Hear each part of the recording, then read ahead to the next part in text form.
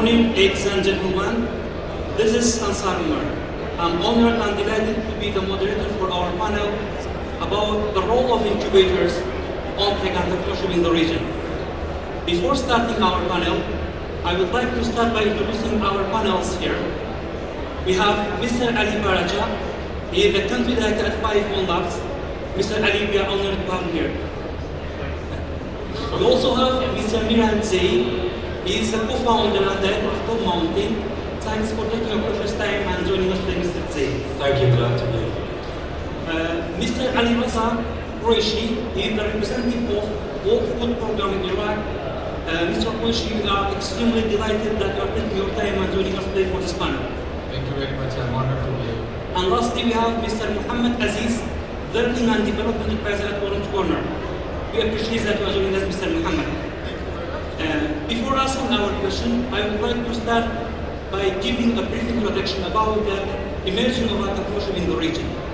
After 2003, Iraq entered a new stage which was totally different from the previous stage. As new technologies are introduced into the country, and the principles of free market economy and capitalism are promoted in the country and also inserted into the economy.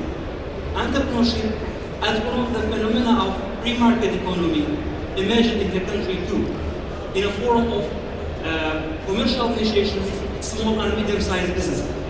We shouldn't forget that since 2003, Iraq has mainly depended on oil as the only source of revenue to run the country, which is by now, it's a fact, is not the most efficient way to run the country.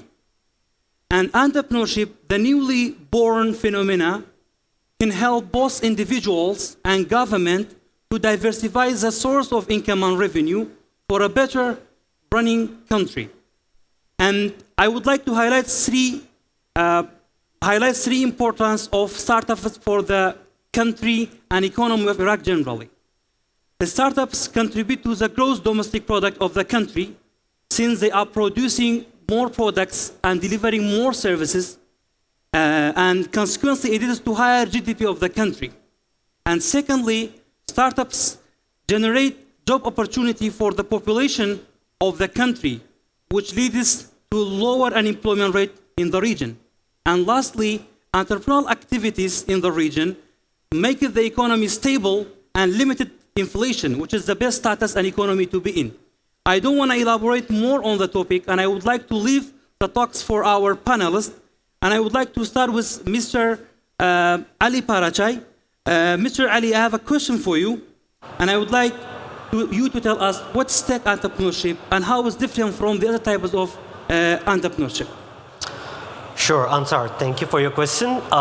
Basically, I would like to mold the question a bit about, you have explained everything about entrepreneurship, so I think people have a general idea about entrepreneurship. When it comes to tech entrepreneurship, I want to explain that this is something where the people would be introducing things like e-commerce, B-commerce, B2B, and all that stuff into their startups. But more importantly, it is something where all the businesses, be it agri, be it green tech, introduce their products through tech or tech-backed technologies. So that is something how you can explain the tech entrepreneurship. How is it different from other forms of entrepreneurship? I would say that it's not that different. It's just the component when you introduce the tech or tech-enabled environment into a business, that is what makes it different. Although when it comes to the challenges of tech-based entrepreneurship, they can be categorized really differently. So in general, that is how I would rate that. Thank you so much, Mr. Ali. Mr. Zey, I would like to ask you the question, the type of startups that Mr. Ali talked about, what is the needed for their success? Or do we have a secret recipe for the success of tech startups and also non-tech startups?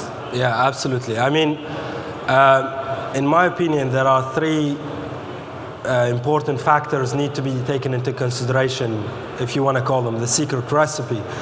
The first one is have the right team when you run a startup or you run any business.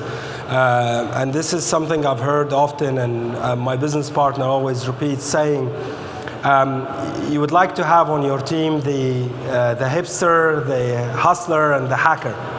The hipster is the one that would like to make the product look best and the most better looking product out there. The hacker is the one that is mostly quiet in the board meetings and the one that is able to answer the most important question about why we're doing this.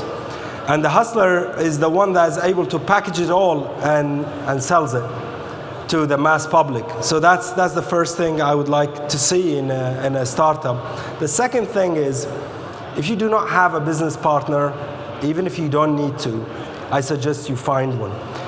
The reason why is, and what type of business partner you need to find. Always partner with someone that is equal or as good as you or better than you. And the takeout from that is, in case the startup fails, you are going to gain something, which is you're going to learn from that person. And it's someone that is you're going to look up to and is always going to challenge you so you can do better. And last but not least, it's very, very important, especially for tech entrepreneurs, is to learn how to sell. If you don't know how to sell your product, your service, you're not going to succeed. So sell, sell, sell before you perfect your product. It's very important to learn how to sell. I think is the key. Yeah, thank you so much, Mr. Zay. Mr. Ali Razak Qureshi, just taking from the point from Mr. Zay, is talking about the tech and startups and how they can be successful. And I would like to ask you, since our panel is about incubators, how do incubators enhance the process of innovation and entrepreneurship in the region? And how can they really play that significant role they are expected to play? Great, thank you very much. And building on what Miran just mentioned, I think the most important role that the incubators play, when we look at entrepreneurship is an undertaking that comes with risks. And I think Ali highlighted the risks earlier. Now, when we look at these startups, or either companies or individuals, are they prepared? Do they have the capacity? Do they have the ability to take those risks? Incubators is a new word, but the concept has been there for a long time. When you look at countries like Bangladesh, and you look at entities, well-known entities in the world like Grameen and BRAC, etc., they were actually incubators who were helping millions of Bangladeshis to be lifted out of poverty. How? That's where the role of incubators come, right? So it's imparting that knowledge. It's answering those questions that Miran just mentioned, helping them identify the right team, helping them understand the risks, helping them look at the whole ecosystem and providing them with end-to-end solutions in one place. That's the role of the incubators, and that's where they come in and holding the hands at the beginning until they're ready to be launched into the market, by helping them also find ways to access to finance, regulatory challenges, developing the business ideas, but challenging them. I think that was another important point Ali mentioned earlier. Asking them the right questions, right? Do you have this in place? Is your product ready? Is your product ready? Maybe asking them 100 times until really they have the right answer and the secret recipe that Miran mentioned. Thank you so much, Mr. Qureshi, for your answer. Mr. Muhammad, just to elaborate on what our panel said, what kind of service do incubators in the region are providing, and how the incubators, affect the entrepreneurs generally, and especially tech entrepreneurs in the region?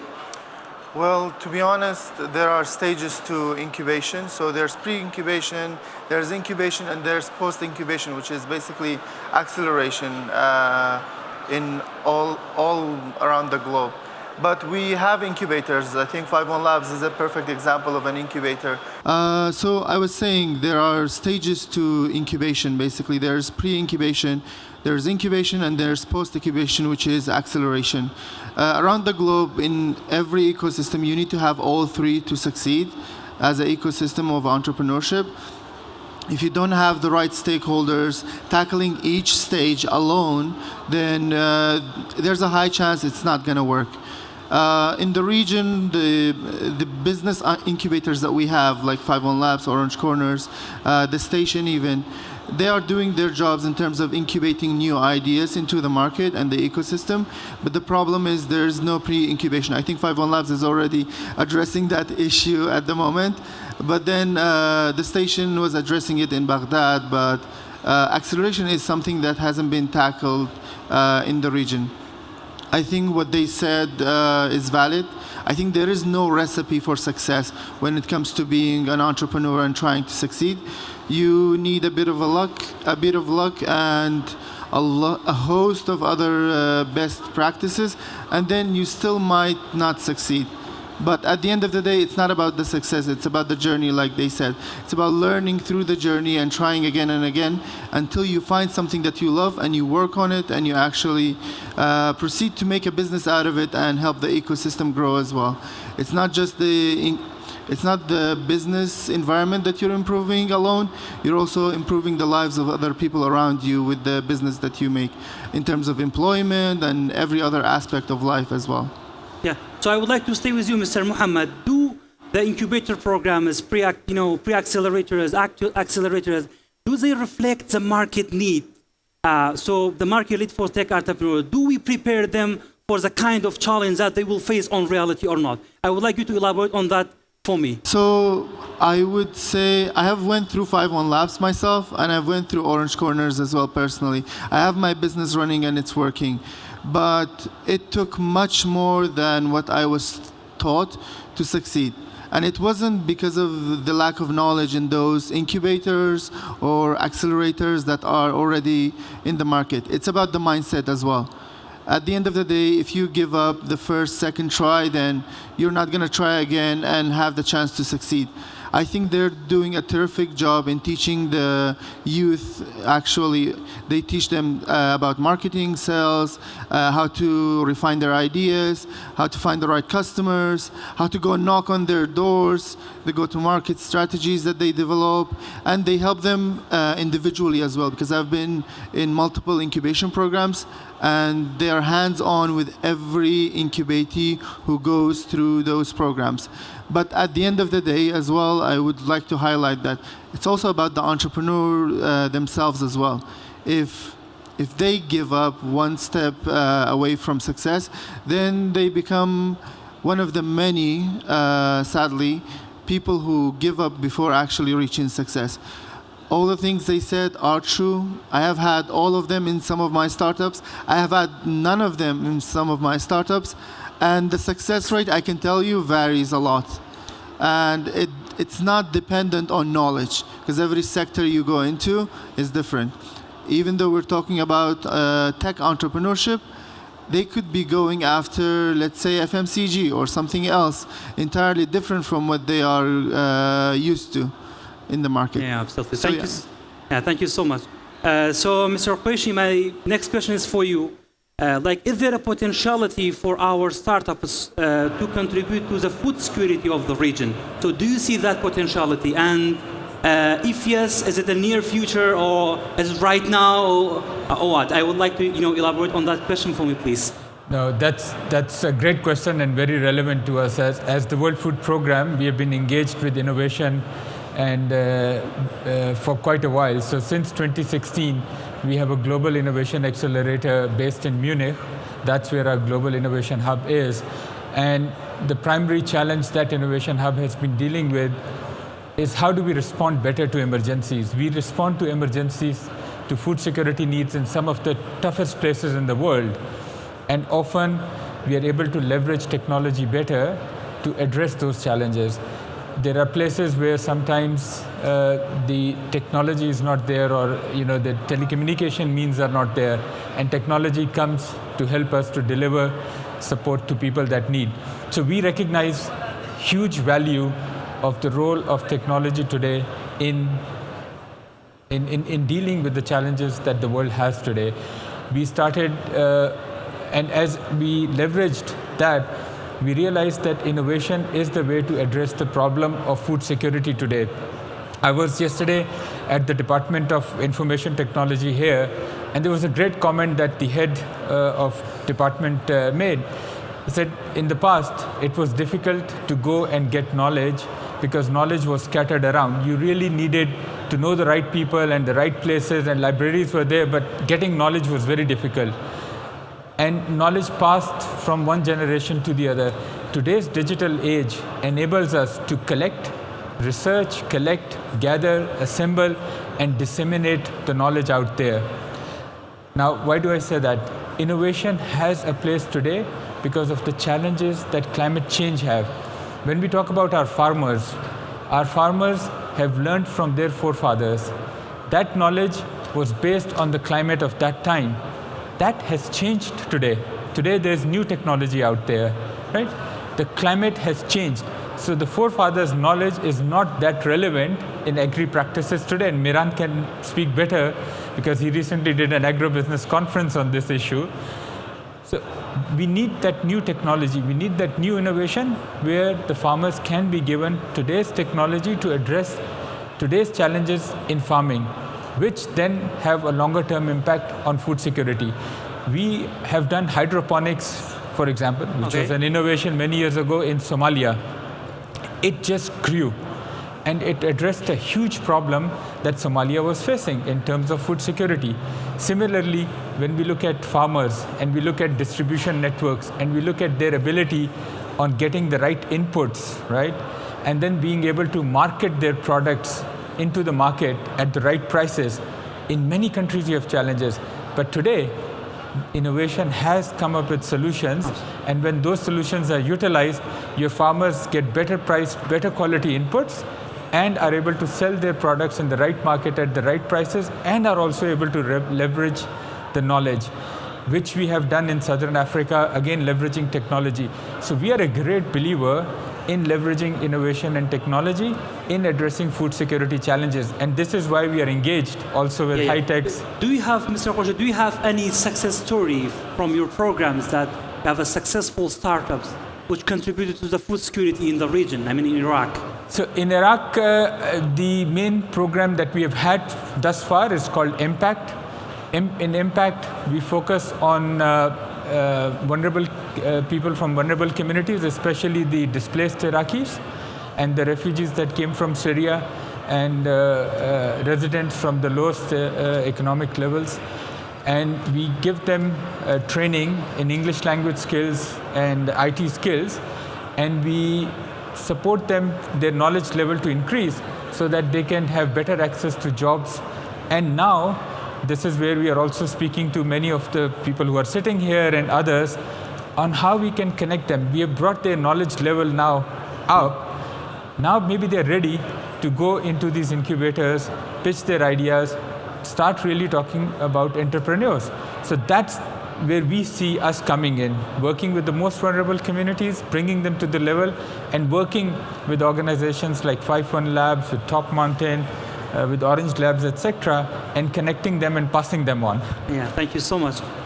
So my next question for Mr. Zay, you said, and there is no secret recipe, for success. So right now I want you to tell our audience and startup owners here, what are the kind of common mistakes that startup owners are doing in the early stage of their startups?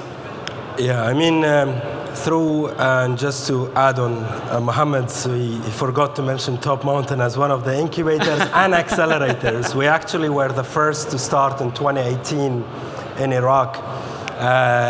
We started in 2018, and we've been continuing until now.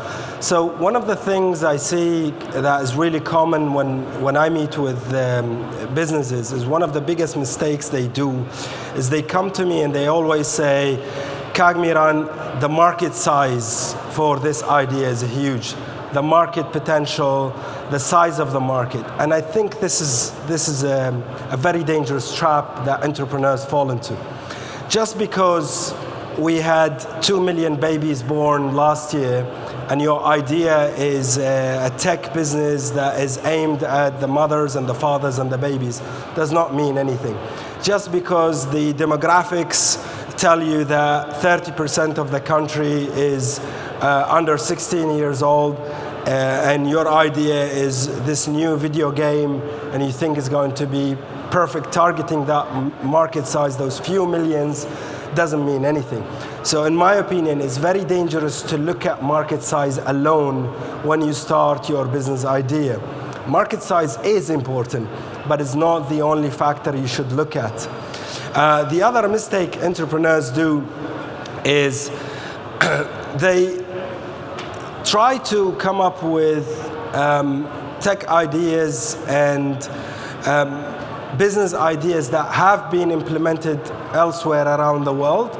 They saw it in the US successful, they saw it in the UK, in Europe, in Dubai, in somewhere in the Middle East, and there's nothing wrong of replicating something that exists out there. However, you have to be very careful. You have to look at the local context. But sorry for the interruption, Mr. Zia. We talked with several startup owners before, and they said we have a right product, and we know that's the right market here, but they're saying that we are ahead of time, and we are waiting till the right time is coming, and we will have the first mover advantage. Do you think it's the right approach for some entrepreneurs to follow or not? So I'm getting to that point. I'm getting to that point. It's very important what you mentioned. First of all, you can replicate something that happened elsewhere, but it doesn't mean necessarily it's going to work. A lot of people come to me and they say, you know, this thing worked in Dubai, is going to work here. Dubai, 70% of Dubai is expats. It does not mean you have the same demographics. It does not mean you have the same target audience. So you got to be careful with that. The next thing is your point mentioning, I have the right idea, but I might be ahead of the curve. This is also very important. It's called market maturity. You got to look at the curve of the market, and you have to see, am I too early? If you're too early introducing a product, a service, an app, it means you will spend a lot of money, a lot of your resources doing customer education. I personally tell the people I work with, tell the businesses within our incubator, accelerator, even within my own company, Top Mountain, is stay away from customer education. Sometimes it's not always good to be the first one. Doesn't mean anything. Again, you gotta be careful. Those are a lot of traps that entrepreneurs fall into. Customer education costs you a lot of money. Sometimes it's better just to be ready with your technology, wait for someone else to do the hard and the heavy lifting for you, then jump in. At the end of the day, what's the bottom line of every business here? It's profitability. The bottom line is survival. The bottom line is you're able to grow. So you gotta be careful. There are a lot of traps in there, and you have to be strategic in your thinking. Look at market maturity, know when to introduce your product to the market. Even if the market size is right, even if the product is right, the service is right, sometimes the timing is not right, and that is a key factor to look into. Yeah, thank you so much. I totally agree with you. You know, several entrepreneurs making some mistakes that through education they can avoid those mistakes. Mr. Ali, I would like to ask you, what are the challenges faced by tech entrepreneurs, and do incubators provide solutions for those challenges, or part of the challenges are external and nobody can control? Sure. Thank you, Ansar. Basically, there are quite a few challenges that entrepreneurs face in general, and there are a few ones which are common with tech entrepreneurs or any other ones. Talking about tech entrepreneurs, the first biggest challenge I do think that they face is that their business or the type of business is not recognized by the government itself.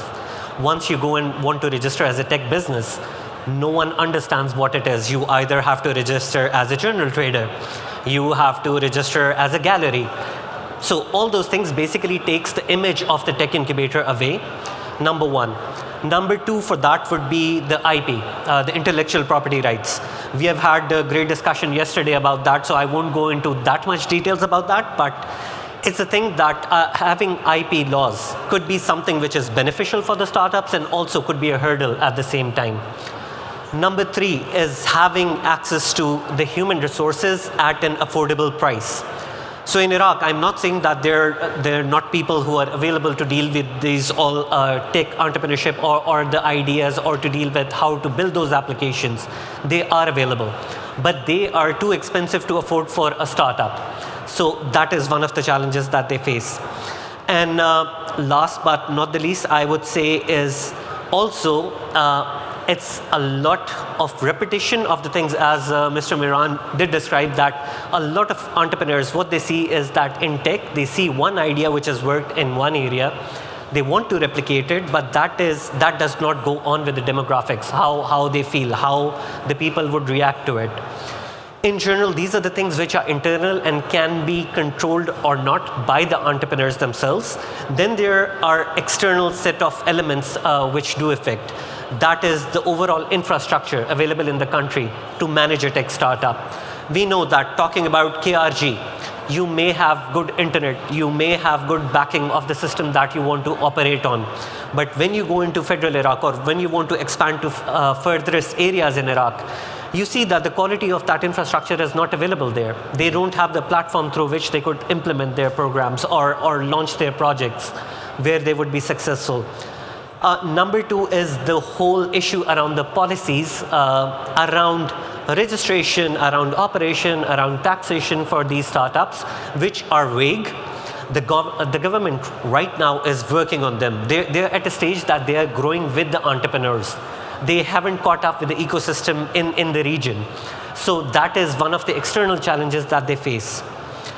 Talking about what the incubators do and how they help them get through it, I do believe that the internal factors, the challenges that they face in like all the incubators, be it Top Mountain, be it Orange Corners, 51 Labs, the station, all of them have different components that they deal with it. Like talking about the human resources, I think Recoded has great programs where they're doing boot camps for people who would be educated on those levels to support these entrepreneurs. Top Mountain, they are supporting them with their incubation program and then further taking them into acceleration. Orange Corners is doing the same. When it comes to us as 51 Labs, we are learning with the time. So it's something which Mohammed mentioned that when we started, it's not one particular model that you can pick up and implement in Iraq and say that the organization is doing everything from ideation to acceleration. That idea may have been successful in the region, but you have to look at your market. And I think all the organizations, all the incubators in the country are learning by doing. They are learning what these startups want. They are trying to incorporate those things into the programs. And if I see, like back when we started in 2017, since then our programs or all the other organizations, their programs have changed a lot to cater all these challenges. One thing I would also like to highlight is that it is also the duty of entrepreneurs to choose the right incubators. Like they have to focus on which organization is catering the challenges that they are facing. Maybe the incubator which 51 Labs is running may not be the right incubator for them. They end up spending 3 months, 6 months of their time, and they would realize that that is not something that they wanted. So at the end of the day, there are choices available, there are solutions available. So, Mr. Ali, how they can differentiate either this incubator program, this pre-accelerator program, this accelerator program is suitable for them or not? Sure. So do you have a specific criteria or KPIs that we can Sure. follow as startup owners to differentiate them? Basically, I think all organizations do a pretty decent job when they announce their incubators or their programs. They give the outline that who are their target audience. So as a startup, you should not only be focused on the end of that incubator or the end result of that incubator, like that may end up into the seed funding. I know that is one of the biggest challenges for startups as well. The access to finance, that makes them go and jump through different incubators because they want to grab that seed money that is available. But they should really look into the contents of the courses that they're providing. Let's suppose Top Mountain, they specialize in agri businesses. We may provide insights to the business for an agri startup, but we may not be at that level where Top Mountain is. When it comes to tech or tech-enabled, maybe 51 Labs is the best choice to make. Maybe when it comes to social entrepreneurship, it is Orange Corners or any other UN agency that is doing that. So for that, entrepreneurs need to be careful and study what is in that course, regardless of what would be the end of those end result of those incubators. Thank you so much. So Mr. Miran, you and also Mr. Ali mentioned one important point, which is human resource and experience of the human resource. Do you think it's very important for a tech entrepreneur to start working for a while and gather some experience and later start his or her journey? Yeah, I mean, look, experience in life is priceless. It's something that each one of us should have and gain and should have access to.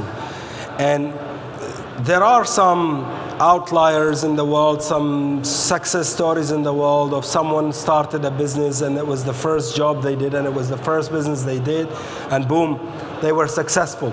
But those are very, very few. In my opinion, is a key for an entrepreneur to work on that idea, develop that idea. You can do it while you're working somewhere, and it doesn't matter what type of job you're doing. Like, working in a place, gaining some experience doesn't only teach you how to do things or how to get better in your whatever you're trying to build here.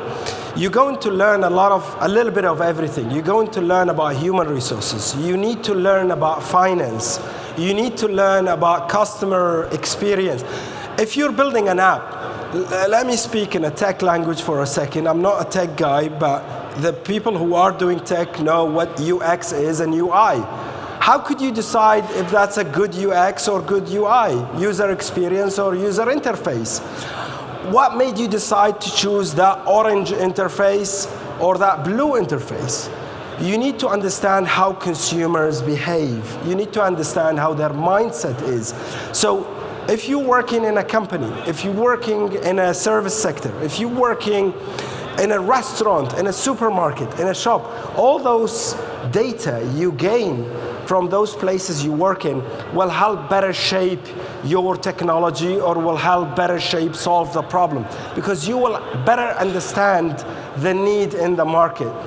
If you don't do that and you jump straight into building that solution without really understanding the market need, what's going to happen is you're going to build something that maybe nobody needs or everybody needs, but you're not able to introduce it in the way it needs to be introduced. So in my opinion, people should gain some experience. If you don't have that experience or if you can't get that access working somewhere because it's hard to get a job, find one of those incubators and accelerators, because those are great programs. What you can learn in 5-1 Labs in a 3 months cohort, what you can learn in Recoded, what you can learn in Orange Corner, what you can learn with WFP. All these places can give you not only the teaching experience and the coaching, but also the shadowing, which is very important. Is the learning by doing. It will give you access to people. It will give you access to the right teams. You might be very good at building a technology, but you have no clue how to sell it. And you might just meet the right salesperson in one of those platforms. Yeah. But like a question, for example, I'm a young pupil, let's say, entrepreneur, and I don't have too much working experience, but I'm really eager about my idea and I really believe in it. Do we have any other shortcuts that we can use despite the incubator and accelerators, so I can be in a better position and increase the chance of success for my startups? Absolutely. I mean, one of the things you could do is a lot of these technologies out there, they are open source. They're not secret. Learn from their mistakes and look at their journey. See how did Uber do it. If you are planning a taxi app, which I hope people stop doing that, which I'm going to speak hopefully in a second about that. But learn from their mistakes, okay? And see what happened in their journey. And then if you have a service that you are introducing, test it on a small scale. I always tell the entrepreneurs I work with, think about it like a medicine. When you introduce a medicine, do a preclinical trial, do a clinical trial, and then go first round, second round, and third round, which means choose the bacteria to test that medicine on, meaning take a very small, contained, controlled environment that you are able to test your hypothesis on. Then take that to a larger scale, again within a very controlled environment, and then try to choose different demographics and slowly but surely grow that and keep testing that product, keep testing the service, and use the feedback as a source of information to better perfect your product and your service. I think that's the best thing. You can learn best from your customers. Thank you, Mr. Z. Mr. Qureshi, I have a question for you, which is I would like you to answer the question from your personal experience more and from what you have seen from Iraq. Can we consider the entrepreneurial ecosystem of Iraq as a mature ecosystem, or we still need further input by young entrepreneurs, government and private sector, and how these players can contribute more for the ecosystem if it's not mature yet? So, great question, and I think building on what Miran earlier mentioned, in one of the points, Miran talked about the population dividends that's out there. 60% of the population being below the age of 25, right? That's what we globally call the phase of population dividend. And Iraq is at that stage where Iraq needs to reap those dividends. Those dividends must be materialized. And to do that, we have to harness the energy of this group into the right direction. Unfortunately, the phenomena that we see is often when young people, they come out of colleges, they graduate, the first thing they want is a job, right? And what kind of jobs they want, because historically they've all looked at government jobs as security. So they all want to enter that, and they all want those jobs. But when we look at the budgets of the government today, the ability of the government to absorb more people into the government jobs is no longer there. So again, the question is, does everybody need to have government jobs, or some of them can get into private sector, and some of them can be the ones who create those jobs by becoming entrepreneurs? And I think that's where the focus needs to be, and Iraq is moving in that direction, but I would say it's at the initial stage. There is a lot that needs to be done when it comes to private sector development. The regulatory framework, the banking sector, which is always the backbone of every private sector in a country. There are those regulations that need to be business friendly, and it needs to become easier for the businesses to establish. I was told, and I'm not an expert in this, but I'm just narrating what I was told, that if you need to register a company, you may need to go up to 13 different ministry departments to get the permits so that you can become, you can start your company. So there's a lot that needs to be done in different spaces. Every single law needs to be studied, which is creating a barrier. Ali talked earlier about, the infrastructure that needs to be created, and you also touched upon laws as well. And that's very critical, whether it is taxation, whether it is banking sector, whether it's registration of companies, whether it is labor laws, etc. All that needs to be looked at, and to see how to make it more friendly. Because it's not just the incubators and accelerators that are going to make the change. They are big contributors to the ecosystem, and they are doing their job, but the challenges are plenty, and if we have to address these challenges, we have to work both at policy level and then enlarging the space. More companies like Top Mountains, like Orange Lab, like 51 Labs and others to come and support the entrepreneurs, and linkage with access to finance, easier access to finance. It should not just be seed money of a donor, that should be the source of these people. The entrepreneurs have a great idea. They should be able to access finance through the government schemes, not necessarily relying always on expensive collaterals and guarantees, etc., for them to access finance. But other countries have done that very well. So Iraq needs to learn from those countries on how to manage the risk for the banks better, but make it easier for the people with the great ideas who are coming through organizations who are coming through a journey, right? If somebody has entered 51 Labs or Top Mountain or Orange or others, they have shown their commitment and dedication. They're serious. They're not going to buy a Land Cruiser from the money that they're going to get through that finance. So I think there's a lot more that needs to be done, but in a very systematic way, because the journey has started, but the journey is not over. There's a long way to go. Yeah, thank you so much. My next question for Mr. Muhammad. Mr. Muhammad, do you have a success story from your incubators, and can you compare, if you have any success story, can you compare it to an international success story so we can see the notion that we have here compared to the international success story for our startups? So that's a tough question. Sadly, I'm the receiving end of that. In my opinion, we haven't had a huge success story to date.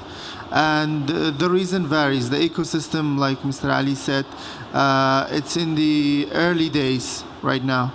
So we will probably looking into the next 3 to 5 years to see success stories, huge success stories, to come out of the incubation programs that are being hosted today in Iraq.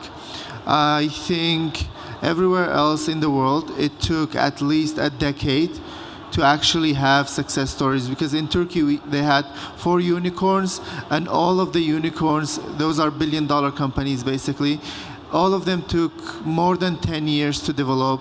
Even though there were incubation programs, even though there were pre-incubation, acceleration, and the founders went through all of these, they were very, very talented. The market was also mature, but it still took time to actually get there.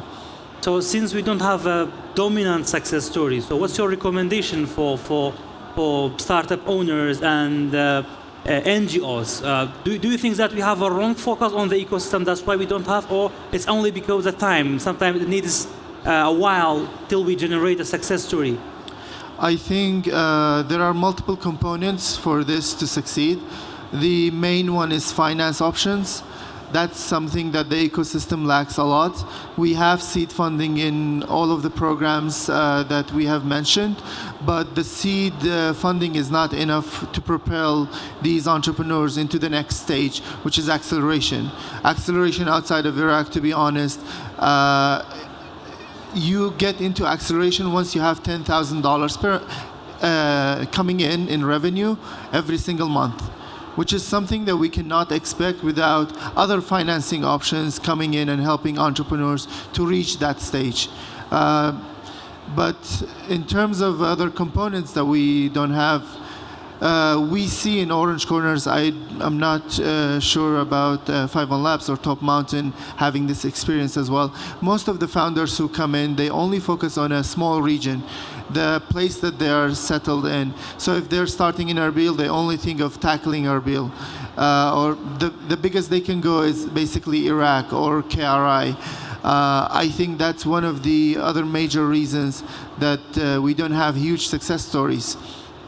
Another part of this geographical mindset and thinking on a global scale is that we haven't had any startup who has worked with other countries. So for example, developing a product that's serving another country entirely or the whole globe, there's no reason for any entrepreneur here to not think that they can serve other people around the world. And I have done that myself in my previous startups, and it has worked.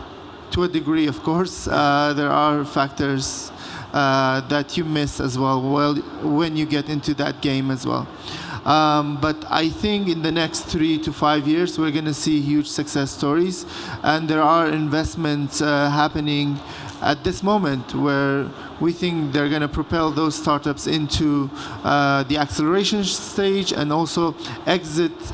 We haven't had many exits as well for investors to have the trust to pour money into the market and actually saturate it with enough capital so that entrepreneurs have the confidence that they can start and not starve at the end of the day after they start their businesses. Most of the entrepreneurs who come to us, they have a full-time job on the side and they work on the startup that they have when they get home after 5 o'clock.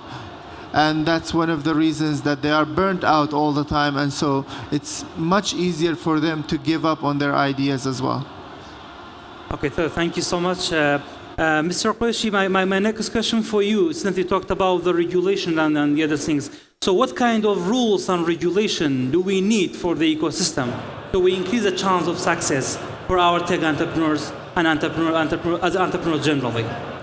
So I'm not an expert and I'm not a lawyer. I mean, compared to the other countries, for example, from countries like maybe Saudi Arabia and Kuwait are more advanced compared to here. So what kind of rules do they have that we are lack and we should focus on? Yeah. So just coming to that, I think looking just at your neighbor, but also other countries that have gone through similar journey. And I was actually in Bangladesh working there for WFP at a time when Bangladesh went through that journey. So I can tell you, basically within their government, They focused, and they focused on IT sector primarily, and agro-business sector. So within their ministries, they had dedicated functions or departments that were purely set up from the government side, first and foremost, to look at all the laws that were preventing or were hindering. So one by one, they started amending those laws. They started making it easier for companies. For example, if it's a tech company, and Ali said, and even today I heard another story, if you are a recycling company and you want to set up something as a recycling plant, you're registered as a chemical plant, and as a chemical plant you pay much more taxes. So a green company which will actually contribute to environment, saving environment, will end up paying more taxes because there is not the right label for you, right? And Ali highlighted again, tech company being labeled as general traders. So these are some of the examples where someone dedicated within the government needs to go law by law and make those changes. So that's number one. Then number two, again, the same group of people, because you need that trust, you need that push, you need that support initially. So the same group of people should be working with the academia, right? We talked about human resources as one of the key challenges. And again, when you look at those countries that made it, that have grown their businesses, in my country, in Pakistan, it used to be a $97 million business. It has now reached 8 billion. But let's take India, which today, their exports are more than the oil exports of Saudi Arabia. If you look at statistics, the software exports of India exceeded the oil revenue of Saudi Arabia, the largest producer of oil. How did they make it? The laws, working on human resource. They started with one tech institute, a small one. Look at where they are in terms of that manpower by investing in education, by bringing it to that high level class, so that it's not, people from families with means who are going to Berkeley and other universities in the world and maybe coming back or maybe not coming back. They created that capacity within the country so you can develop your manpower, and then you ensure that there is not a brain drain by creating ability for them to become entrepreneurs easily. Access to finance is the key. We keep hearing all of that. So today, you have those funds available through different mechanisms. But again, ask the question, are those funds easily accessible? Right? And I think there all the answers will lie. Yeah, thank you so much. Mr. Zay, I have a question for you. Last point I forgot to mention. And while we are doing all of this, we need to ensure that people from the most vulnerable segment of society are not left behind. Because often when we are looking at these development and these changes and which are happening, sometimes those with no means are left behind. And our focus is always ensuring that we build their capacity to a level where they can get linked into the mainstream development and continue their journey. Because if we are going to forget those behind, we are going to create the divide between those haves and have-nots, between those who have knowledge and those who have no knowledge. So, but sometimes, like, I'm not sure, but I have heard that sometimes vulnerable groups, when they want to enter into entrepreneurial ecosystem, it's a burden on the ecosystem rather than something that enhance the ecosystem more, because you have to provide more support for them, and it distorts the equilibrium that the economy itself creates. So how that can be handled, so they will not be a burden on the ecosystem, rather they can be an enhancing point for the ecosystem. Absolutely, and this is our focus. That's what I'm saying. Our partnership, we are not competitors here. We are the ones that work with the low segment, and then we want to work with organizations like Top Mountain, The Station, Orange Labs, 5-1 Labs, etc., so that we have worked on the most vulnerable to build their capacity through different training programs, targeted training programs, so that more investment is not needed in building their capacity. We are providing that service for free. We are a donor-funded organization, so we are building that capacity without, charging them anything. So we are taking committed youth in, building their capacity, giving them the right trainings, and that's where dialogue with organizations like these are important, so we can understand what level of capacity is required before they're eligible to enter their programs, right? So that's an important one. But what we are trying to do is not that this should always be done by organizations like WFP. So that's the second most important part. How do we get the government to replicate that? Because that is what is needed. So for example, if our program today, we are trying to take our program into universities. In Suleimania, our program is not run through an NGO or a training institute. Our program in Suleimania Governorate is run by University of Suleimania now, right? So it's a government entity. So how there you can then have the students come in, get trained there, and then come out on the other side linking with the others. Yeah. Thank you so much. Mr. Zay, my question for you, but try to answer me very briefly. From your experience at Top Mountain and both incubator and accelerators, what business do you believe that has the most potential to moving forward? Or do you have a success story which is worth mentioning here? Yeah, first of all, I always tell the entrepreneurs, stay away from a taxi app, stay away from a food delivery app. I mean, we have Kareem, we have Talabat, we have Lazoo, we have so many of them. The market is oversaturated. These type of businesses, they need constant funding to grow. Probably most of them are still not profitable. They need a lot of funding, and you need to keep feeding the beast. So for a young entrepreneur who's trying to enter the market with that solution, I think is going to struggle. I think there is better opportunities out there. Like, think of really life-changing services or products that are mostly needed here in the community, and also have a social touch that is more and more growing among younger generations. Look at, I think, fintech is very, very needed and is going to be a big one in this country, because banks are absolutely doing nothing. Banks are literally a safe. You put your money, you go and you withdraw your money. They don't do anything. You can only check your balance online, so fintech is going to be big. HR tech is a very big one as well, I think. Anything related to health tech or tourism, those are also very important solutions that should be looked at. But one thing I really would like to mention here, if I have just 1 minute, Mohammed mentioned that earlier, which is the exit strategy. Businesses have to have in mind from the beginning if their ultimate goal is an exit strategy or not. If you want to go with the mindset with an exit strategy, then that should be part of your initial plan. That should be your ultimate goal that you're working against. Meaning, in 5 years, I'm selling the business for X dollar. If that's not the case, then really throw it at the back of your plan and think about perfecting your product or your service and building the right team and building a corporation. And then if they bring you a big fat check early on, then know you are onto something.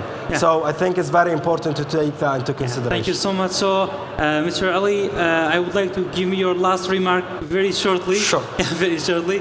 How do you see the future of tech entrepreneurship in the region? And also tell me your last remark, because this is your last chance to speak.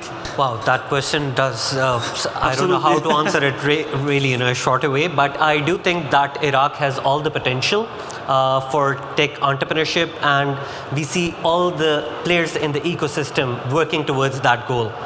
Be it incubators or accelerators, be it the government, be it the VCs, all the players are working towards that goal to achieve it. So I do believe personally that, and with the people that we have available in the country, I do think that there's a great potential.